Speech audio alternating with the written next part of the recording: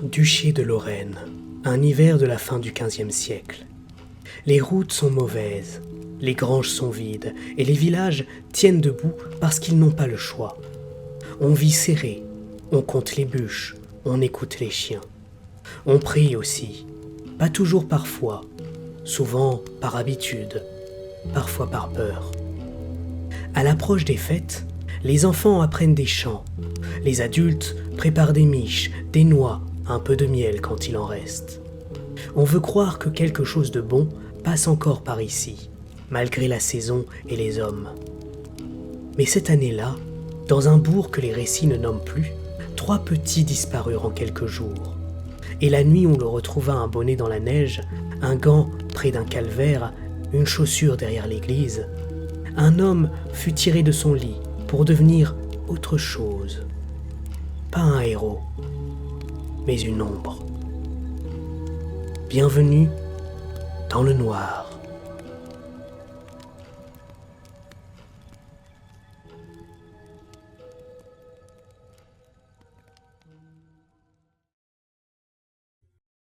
Anselme rouvre les yeux sur un plafond bas, noirci par la suie. Il a la bouche sèche, la langue lourde. L'air sent le sel, la graisse, la pierre humide. Une lanterne brûle sur une table, et sa flamme fait bouger les ombres comme des bêtes lentes. Il essaie de bouger, et la corde répond. Ses poignets sont liés au bras d'une chaise. Corde grossière, mais des nœuds nets, serrés par quelqu'un qui a l'habitude. Ses chevilles aussi. La chaise grince quand il tire, puis s'immobilise. Devant lui, une table, et sur cette table, un quignon de pain noir, un gobelet d'étain, une écuelle couverte d'un couvercle, et 3 petites choses alignées avec une froideur de comptable, bonnet, gants, chaussures d'enfant. Anselme avale sa salive, mais sa gorge s'y refuse. Il sent son ventre se nouer. La porte s'ouvre. L'homme qui entre n'a rien d'un brigand. Tablier épais, bottes luisantes d'humidité, manches retroussées. Son visage est marqué par le froid et le travail. Ses mains, quant à elles, larges, fendillées, portent l'odeur tenace des ateliers. Le boucher du bourg. Il pose la paume sur la table comme on pose la main sur un billot. « Te voilà réveillé, » dit-il. Anselme tente de parler. Sa voix se renfile. « Où suis-je » Le boucher ne répond pas. Il fait glisser le bonnet vers lui. « Celui-ci, près de la grange. » Puis le gant. « Celui-là, au bord de l'eau. » Puis la chaussure. « Et celui-ci, là où personne va sans raison. » Anselme a la vision d'une petite jambe dans la neige. Son corps se met à trembler tout seul. « Où sont-ils » répète-t-il plus fort. Le boucher incline la tête. « T'as entendu, Anselme ?» Anselme fronce les sourcils. « Quoi ?» « T'as entendu la première nuit, t'as entendu la seconde aussi, et t'as fait ce que font les hommes de ce bourg. T'as serré tes draps, et tu t'es dit que c'était pas chez toi que ça se passait. » Anselme veut nier, mais un souvenir lui revient, précis comme un éclat de verre. Un cri étouffé, très loin, et lui, debout, derrière sa porte, immobile, à attendre que ça cesse. Le boucher tapote le couvercle de l'écuelle. Un petit son sec, régulier. « Tu vas manger, » dit-il. Anselme se fige. « Non. »« Oh que si !» Le boucher se lève, contourne la table, vient derrière la chaise. Il ne crie pas. Il ne menace pas avec de grands mots. Il agit comme quelqu'un qui exécute une tâche. Il pose une main sur l'épaule d'Anselme. Les doigts pèsent comme des pinces. « Regarde comme ça sent bon !» Anselme ferme les yeux. Le couvercle se soulève. Une odeur chaude, lourde s'échappe. Anselme n'a pas besoin de voir. Son esprit invente trop bien. Son estomac se contracte. Les larmes montent d'un coup. « Ouvre !» dit le boucher. Anselme secoue la tête, désespéré. La cuillère racle l'écuelle. « Ouvre !» Anselme tente de hurler, et c'est là que le bruit arrive. Un choc immense au-dessus, net, brutal, comme une porte arrachée ou une barre rompue. Puis des pas, lents, lourdement posés. Aucun doute dans leur rythme. Le boucher se fige, retire l'écuelle d'un geste sec. Et, chose étrange, il sourit. Il est venu. Les pas descendent, la pierre résonne. La porte de la cave s'ouvre d'un coup et l'air froid se précipite, charriant l'odeur de neige et de bois brûlé. Une silhouette entre, cape sombre, courte, faite pour marcher vite. Capuchon bas, gants noirs, pas d'ornement, pas de croix d'or, pas de chape, juste une présence compacte qui occupe l'espace sans parler.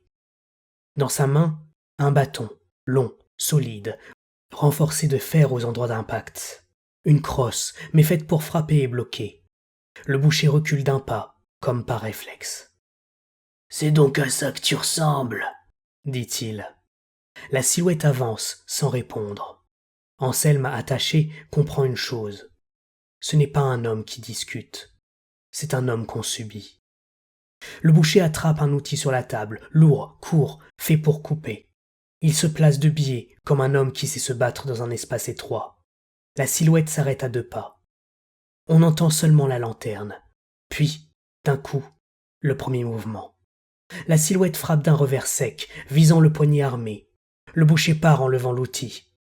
Le choc fait vibrer le fer, un son mat dans la cave. Le boucher riposte aussitôt, un arc court vers la tête. La silhouette se baisse d'un demi-pas. Le coup passe au-dessus du capuchon, et le boucher frappe l'air. La crosse remonte dans le même mouvement et touche le boucher à la côte. Le boucher grogne, recule, heurte la table. La lanterne vacille, l'ombre danse sur les murs comme si elle riait. Le boucher tente de reprendre l'espace. Il pousse la table du genou pour se créer un angle. Le bois râpe sur la pierre. La silhouette ne recule pas. Elle pivote autour de la table, comme si elle connaissait déjà la pièce. Elle oblige le boucher à tourner, à se décaler, à se trahir. Le boucher attaque encore, une feinte vers le ventre, puis le bras. La silhouette bloque avec la crosse en travers, fer contre fer, et dans le même temps, elle glisse un coup du bout de son bâton dans le genou du boucher. Celui-ci chancelle. Son pied accroche un seau. Le seau tombe, roule, renverse de l'eau sale. La pierre devient glissante. La silhouette avance. Le boucher comprend qu'il est en train de perdre le sol. Il recule vers le mur, là où pendent des crochets et des chaînes. Il veut se servir de ce qu'il a. Il attrape une chaîne, la lance comme une lanière. La chaîne claque dans l'air, cherche à accrocher. La silhouette lève la crosse d'un geste vertical. La chaîne frappe le bois renforcé, rebondit, retombe. Aucun effet. Le boucher jure et fonce, épaule en avant, pour bousculer l'autre et reprendre la main. La silhouette se décale d'un pas à peine visible, un pas qui dit « je t'attendais ».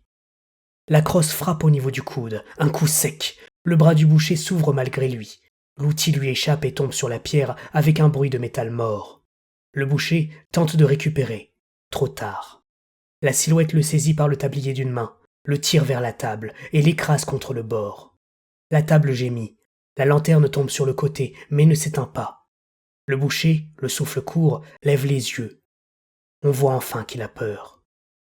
La silhouette recule d'un demi-pas, lève la crosse. Le boucher ouvre la bouche, comme pour dire quelque chose, une prière, un nom, une négociation. La crosse descend, un seul coup, décisif. Le boucher s'affaisse et ne se relève plus. Anselme reste figé, incapable de comprendre ce qu'il a vu. Quelqu'un venu sauver, mais qui n'a pas jugé, n'a pas parlé, n'a pas hésité. Quelqu'un venu pour tuer. La silhouette se tourne vers Anselme. Elle sort une lame courte, tranche les liens des poignets, puis les chevilles, vite, propre, sans le regarder comme on regarde un homme, plutôt comme on libère un outil coincé. Anselme tombe presque. Il se rattrape à la table. Ses mains brûlent, ses doigts picotent. « Merci, souffle-t-il tremblant. « Merci, mais où sont les enfants ?» La silhouette le fixe. On ne voit pas bien les yeux. Mais la sensation est claire. Il est mesuré. La silhouette parle enfin, d'une voix basse, sans chaleur. « Tu vas venir avec moi ?» Anselme secoue la tête. « Non, je dois Je dois les trouver. La main gantée attrape son poignet. La force est simple, sans violence inutile. Elle dit « Ils sont devant tes yeux !» Et d'un geste, il lui montre l'écuelle. C'en est trop pour Anselme, qui se met à vomir sur le sol, pris d'une terreur primale, de celle que les premiers hommes amenèrent avec eux durant leur voyage. La silhouette le tire vers l'escalier. Dehors, la nuit est blanche de neige. Le village est là, au loin, des lueurs derrière des vitres. On entend des chants. Les enfants répètent déjà, comme si la fête refusait de mourir. Anselme halète. « Qui êtes-vous » La silhouette ne répond pas tout de suite. Elle le traîne jusqu'à un chemin de traverse. Là, dans l'ombre d'une grange, une charrette attend. Et sur la paille, Anselme reconnaît des tissus, des affaires, des petites choses de la taille d'une enfance. Anselme fait un pas vers la charrette. La silhouette le retient. « Pas maintenant, » dit la voix. Anselme se retourne, fou. « Vous avez tué cet homme, alors dites-moi » La silhouette s'approche, et pour la première fois, on sent une intention nette, comme un verdict. « Je sais, » dit-elle, « et j'ai fait ce que j'avais à faire. » Puis elle sort, de sous sa cape, une lanière de cuir sombre, épaisse, usée, avec une boucle de fer gravée, très simplement. Elle la tend à Anselme. « Prends !» Anselme recule. « Non, je ne comprends pas, je veux juste... » La silhouette parle plus bas, proche de l'oreille. « Tu veux juste qu'on te rende ce qu'on t'a pris, mais tu n'as rien fait quand on prenait aux autres. » Anselme devint livide. « Je n'ai... » La silhouette coupe. « Assez !» Elle lui attrape la main, lui passe la lanière autour du poignet. La boucle claque, elle se verrouille. Anselme tire. Rien. La peur change de forme. Ce n'est plus la peur du boucher, c'est une peur plus froide, plus vaste. « Mais qu'est-ce que c'est ?» La silhouette le regarde longuement. Puis enfin, elle dit le nom qu'Anselme n'avait pas osé imaginer. « Mon nom est Nicolas, celui qu'on invoque quand les portes restent fermées. » Anselme avale de travers. Il a envie de tomber à genoux, de prier, de refuser. Il ne fait rien. La lanière le tient comme une réponse. La silhouette poursuit, implacable. « Je passe, je prends, je tranche, et je laisse derrière moi ce qui doit empêcher les autres de dormir tranquilles. » Elle lève la lanière, la montre comme un signe. « Je te donne un nom, maintenant. » Anselme tremble. « Non. » La voix tombe, sans colère. « Si. » La silhouette le tire d'un pas, vers la route. « Ton nom sera Fouettard, pour que tu te souviennes jusqu'à la fin des fautes que tu as commises. » Le mot s'accroche à Anselme comme une souillure. « Je ne veux pas. » Nicolas ne répond pas. Il marche, et Anselme suit. Les jours suivants, on ne les raconte pas dans les chansons. On raconte seulement ce qu'on a vu. On a vu une cape sombre derrière une cape sombre. On a vu une lanière au poignet d'un homme qui ne parlait plus. On a vu Anselme devenir silencieux, puis dur, puis méconnaissable. Il a cessé de demander pourquoi. Il a appris à écouter les murmures des villages, qui crient la nuit, qui frappent, qui prend, qui se cache derrière sa porte. Nicolas ne lui explique pas longtemps. Il montre, il exige, il corrige. Quand Anselme hésite, Nicolas n'élève pas la voix. Il s'arrête, le regarde et attend. La honte fait le reste. Un soir, Anselme se frotte les mains. Le cuir lui a marqué la peau. Une trace permanente, comme un cercle. Il comprend. On ne lui a pas mis une entrave pour le retenir. On lui a mis un signe pour qu'il n'oublie jamais ce qu'il est devenu. Et un autre soir, Nicolas lui glisse, sans cérémonie, un vêtement de toile sombre, une capuche, des gants rêches et une lanière plus longue qui pend comme une promesse. « Tu ne seras pas moi, » dit Nicolas. « Tu seras ce qui marche derrière. » Anselme ne répond pas. Il a déjà cessé d'être Anselme. Début décembre, une autre nuit. Un autre bourg, un peu plus loin, où les gens sourient trop vite et baissent les yeux encore plus vite. Une maison à l'écart, une porte solide, une cave encore. Cette fois, ce n'est pas un boucher. C'est un tanneur, un homme qui travaille les peaux, qui sait faire disparaître les odeurs, les traces, les cris. Un homme qu'on évite au marché, non par politesse, mais par instinct. Nicolas et l'ombre s'arrêtent devant la porte. Nicolas ne regarde pas la maison longtemps.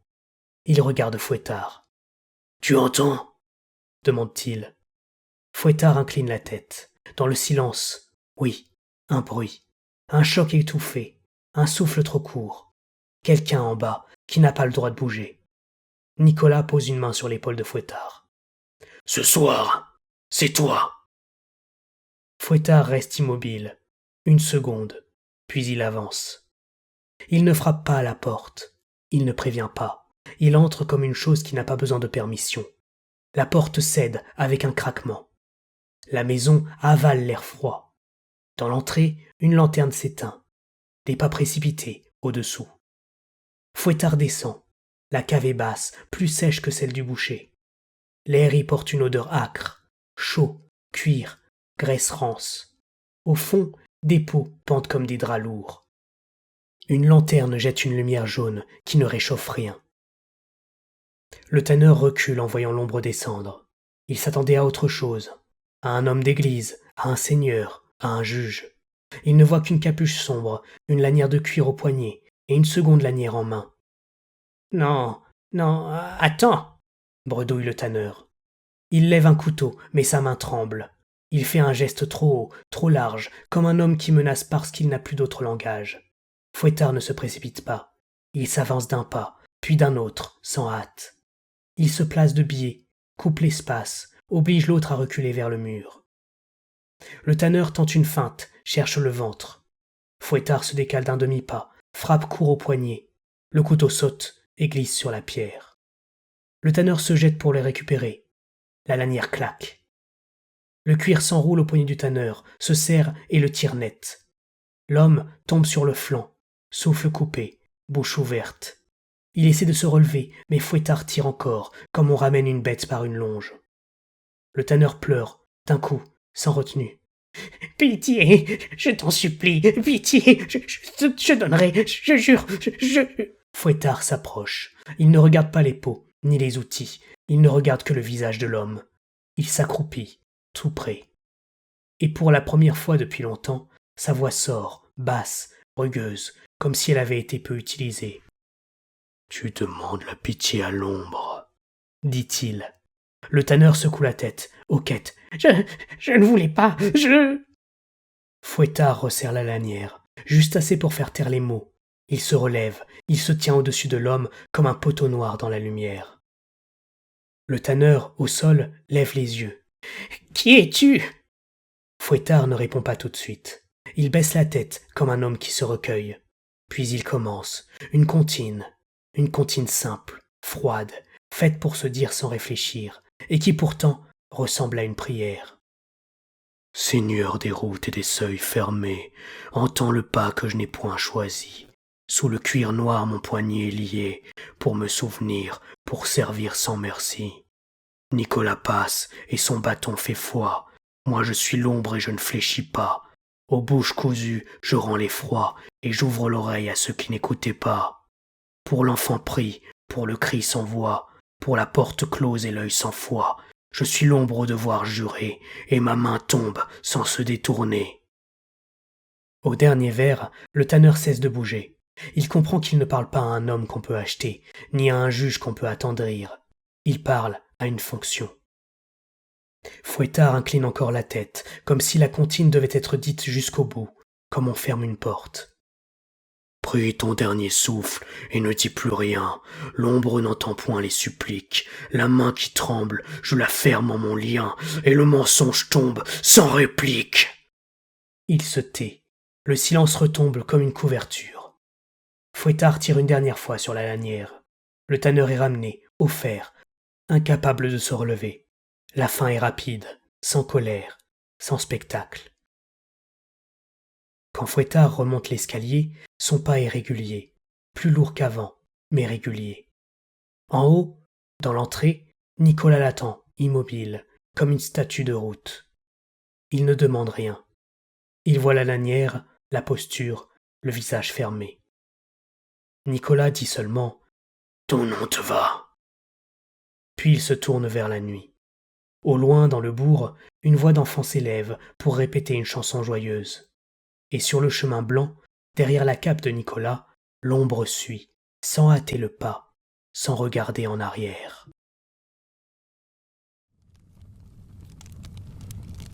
On raconte aux enfants que Saint Nicolas récompense et que le père Fouettard punit. On ne raconte pas que l'un protège. On ne raconte pas que l'autre a été choisi pour appliquer la sentence. On ne dit pas que, dans certains hivers, la morale n'a pas la douceur des histoires. Mais, dans quelques villages, longtemps après, on a juré avoir vu 2 silhouettes sur la route. La première marchait sans se presser. La seconde ne regardait jamais les fenêtres éclairées. Elle regardait les portes fermées. Et quand un adulte disait « ce n'est pas chez moi que ça se passe », on disait que l'ombre s'arrêtait. Juste une seconde, comme pour écouter si, derrière le bois, quelqu'un avait encore le courage de faire semblant de ne rien entendre. C'était l'épisode de Noël. N'oubliez pas d'écouter. À bientôt, dans le noir.